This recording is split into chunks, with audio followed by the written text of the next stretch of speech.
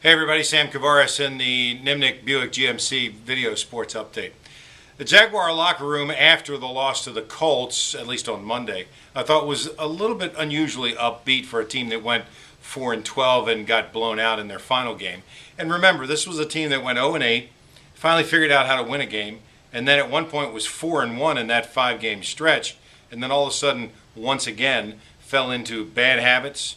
You can talk about injuries, but you don't lose to Buffalo and then Tennessee at home and then go on the road and get absolutely annihilated by the Colts if you're still growing and doing the right thing. So I don't think that this team should necessarily be as upbeat as they appeared in the locker room, but they certainly should be glad it's over and glad that they're looking forward to adding more players. The Jaguars with 10 draft picks, who knows if they'll package some of those or they'll actually pick 10 guys, and a pocket full of cash to spend that Shad Khan is more than willing to do, as well as some cap space that the Jaguars have more than any other team in the league.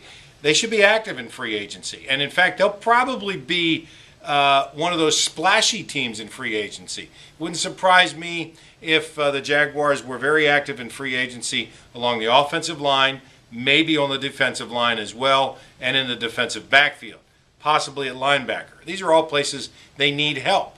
The outside of Jonathan Cyprien, the defensive backs didn't develop as quickly as they would have liked. Paul Posluszny is the only sure thing at linebacker. Senderick Marks is a good building block on the defensive line, but they need more help up there. And if they don't get pressure on the quarterback, they're never going to be any good.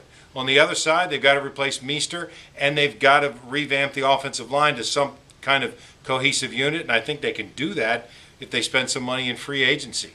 The tight end position is certainly there for Mercedes Lewis, but it would be nice if he would consistently play with the same fire that it looked like he was playing with toward the end of this year. He said he wants to be here.